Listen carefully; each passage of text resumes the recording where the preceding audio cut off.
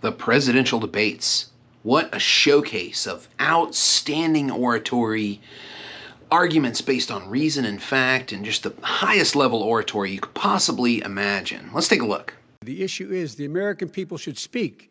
You should go out and vote. You're in voting now. Vote and let your senators know how strongly you feel. Vote now. Are you going to pack the Make court? sure you, in fact, let people know He doesn't want you're a to answer the senator. question. I'm not going to answer the question Why because wouldn't you answer that because question? the question You want to put is a lot of new Supreme Court justices, radical left. Will you shut up, man? Listen, who is on your list, Joe? That's pretty much what they're like, and I wonder if people tune in to see that, or if they'd rather see something else. Well, in this first video of this lecture series, I'm going to look at the start of the presidential debates. Where did these things start? How did they start? And I can think of no better starting place for the presidential debates than to think about these two guys here. On the left, that's Abraham Lincoln, who was a Republican candidate, and on the right, Stephen Douglas, who's the Democratic candidate. And both of them were running for Senate in Illinois, and they had a series of debates in 1858 for that, not the presidency. And in 1858, people couldn't vote directly for Senate. It was the legislature. You're going to have to wait till 1913 in the 17th Amendment to vote directly for senators. So yeah, that doesn't really seem to have a lot of bearing on the presidential debates, which are direct appeals to voters. But these guys came out of a situation or a historical context where debate was something very different. In the 19th century, debate was a loud and often violent enterprise in our government, in the United States government. On the right here is an image of what we think it might look like, with someone appealing to the House of Representatives or Congress. On the left is more of what it was like. And it was regular occurrence to have people pull knives and guns on each other on the floor of the House of Representatives or the Senate. Joanne Friedman's book, The Field of Blood, details this excellently. It's a wonderful book, great history. And here depicted is the caning of Senator Charles Sumner for talking negatively about Southern honor. He was caned on the floor almost to the point of death, right in the middle of Senate business, right at the end of his speech, talking about, as you can see on the piece of paper there, Kansas, which factors into the Lincoln-Douglas debates. Lincoln and Douglas decided to debate in 1858 as a way of getting attention for their campaign. Now, this is an important thing that's going to follow the history of presidential debates throughout this entire video series, that question of why do people want to do these debates? Why would candidates want to do it? In this case, they had a lot of reason to do it. And we'll get to that in a second, but there are also other traditions other than that violent congressional tradition and challenging people to duels and getting into brawls on the floor of the Congress. None of that happened in the Lincoln-Douglas debates, but there are a couple of other precedents we can look for to public election debates. Let's go back to the election of 1844. Democrat James Polk against Whig Henry Clay in a very close race. Surely they had a debate. Let's take a look. This is not James Polk or Henry Clay. On the left, that's John C. Calhoun, the famous Southern senator who was a master of oratory and dominated the Senate for a very long time. And on the right is Whig Abraham Lincoln, as a young politician standing for Congress in those days. Both of these guys weren't running for president, but they both participated in surrogate debating. And surrogate debating was a tradition in the 19th century because it was considered to be a bit uncouth, a bit unseemly for the president to directly ask for votes. The attitude of the time was, oh, well, I will reluctantly serve my country if called, kind of thing for a president to do. And the parties managed the election on party platform. So you didn't really have this idea of the strong personality bending for votes. You had these surrogates saying, well, here's why our party and the person who is our party's choice for president is superior. So Calhoun and Lincoln had these surrogate debates in 1844, which might inform why Lincoln was so comfortable asking Stephen Douglas to debate him in 1858 in a series of debates in Illinois. But we can go back further. We can go back a bit further to ask the question, how did debates get normalized? In 1830, these two guys had a debate. On the left is Robert Hayne, Senator of South Carolina, and on the right, Massachusetts Senator Daniel Webster. Now, these guys had a Senate debate over something called the Foote Amendment. The Foote Amendment was about banning the sale of public lands owned by the federal government to people who wanted to homestead, who wanted to create new states. This was thought of as a way to block rising state power, maybe, by the southern states, like Hayne would think this way. And Webster thought it might be a way to make national decisions or have a national government managing the states and being a government that makes its own decisions on its own as the government of the nation.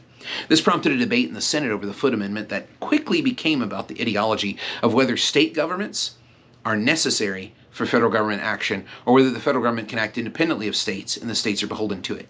This is the earliest debate that we have on record in a formal kind of way about what becomes known as the doctrine of nullification. Very important to the Civil War and even important today. You know, federal COVID mandates, anybody? The doctrine of nullification is the idea that states are in a compact relationship with one another, and that's what gives the federal government its legitimacy. That means that some federal legal policies might not apply to states, and states can determine that. With the Foote Amendment, the argument that Hayne was making is that states could determine when and where should be consulted on, when land is being sold, and should have a say in that, whereas Webster said, no, the federal government can do that. The legitimacy of the government doesn't come from states, it comes from the people. Every government's legitimacy comes from the people, said Webster. This debate was exceedingly popular because it brought up a huge problem with the U.S. Constitution that was never addressed in ratification. The idea of who's really the relationship here. Is it the people, the federal government, the state governments together make the federal government? How is this supposed to work? And it was never really clearly defined. The Webster-Hayne debate is published and circulates all across the country and gives people a sense of the earliest model of political debate. Why would Lincoln and Douglas decide to debate in such a race where they're not even really appealing to the general population? One of the things that's going to follow the history of presidential debates that you're going to see is that candidates only debate if they have to. Nobody really wants to do a debate. And the speculation for that might be why you don't want to do a debate. It's stressful. You might say the wrong thing. You might embarrass yourself. You might turn people off. You might stutter or stumble or something like that. There's a lot of nerve-wracking reasons why you might not want to debate. But let's look at some of the reasons why these candidates wanted to debate. Why did Lincoln want to debate? Well, first, he was from a little-known or even unknown party, the Republicans. He had just moved from being a Whig to the Republican Party. The Republican Party was a conservative party based on anti-slavery. They weren't full-throated abolitionists, but they were more abolitionist than the Whigs were.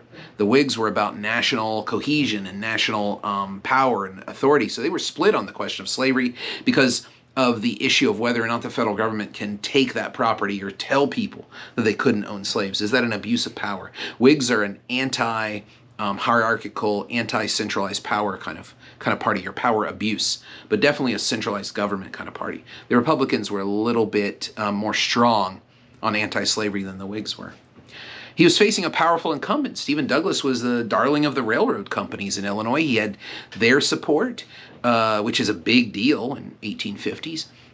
He was a nationally owned Democratic figure appearing in the press all the time. And the reason why, we'll get to for why he wanted to debate, is because he was kind of a rebel of the Senate.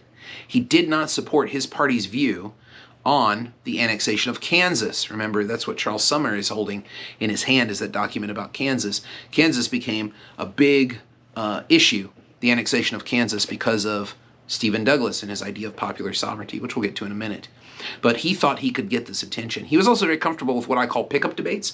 So Lincoln was comfortable going around to stump speeches, and then as the crowd was there after the candidate left, the crowd is around, he would get up on the stump and say, now wait just a minute before you go, I'd like to answer some of these things.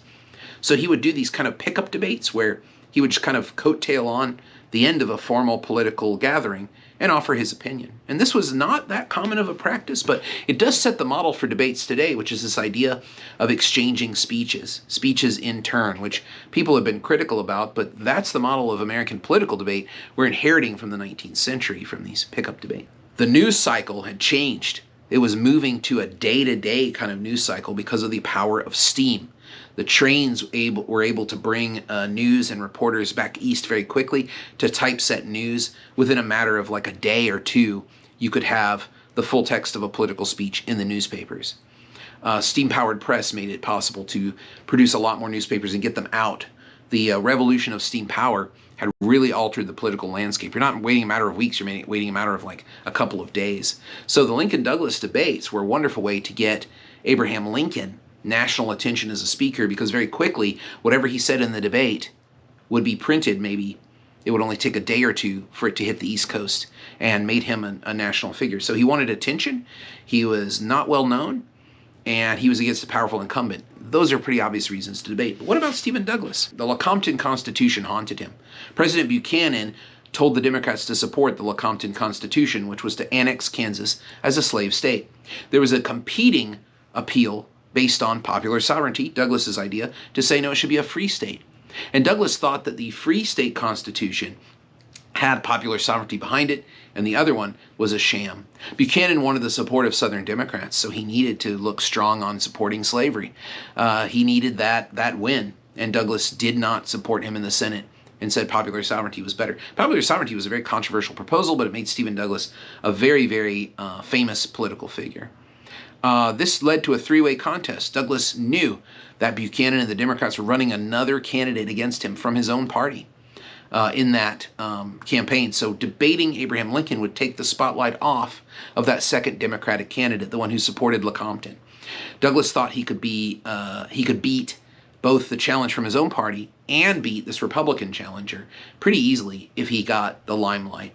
He was also thinking about running for president in 1860. He was a big national figure, could be the next president, was thinking about doing that, and thought these debates might help him with that. And he also didn't take Lincoln very seriously as a challenger. He thought it was a way to platform himself. So here we have an incumbent with an unusual challenge, and that might be a reason to want to debate. Now, what stays with us from the Lincoln-Douglas debates in presidential debating? What sticks around? Well, we see that these things are negotiated by the candidates in consultation with their parties. That's still kind of with us. Without the parties, without the candidates dictating what the debate looks like in very strong terms, we probably wouldn't have any presidential election debates. So that's with us. The second is this idea I've already talked about of turn-taking with time limits. In the Lincoln-Douglas debates, you can see here is 1 hour for the opening speech, 1.5 hours for the response, and then a half-hour rebuttal for the first speaker. Again, very different than contemporary rules. Here's the rules from 2020, where we have 15-minute segments for different topics, 2 minutes to speak, followed by open discussion, whatever that means. So the time limits have really shrunk, and that's a critique of contemporary presidential debating, is that television has ruined debate, not necessarily the way that debate is done politically in the United States. So those are a couple of things. The final thing is that you get this idea of personalities, and that comes out in the press coverage of this, that Douglas was the little giant. He was very short of stature, but had a very strong and shrill voice. And he was a powerful, booming speaker and was able to really show his personality, and that came out in the news stories. Lincoln had great crowd banter. He was a very comfortable public speaker, so if people heckled him, he could heckle right back.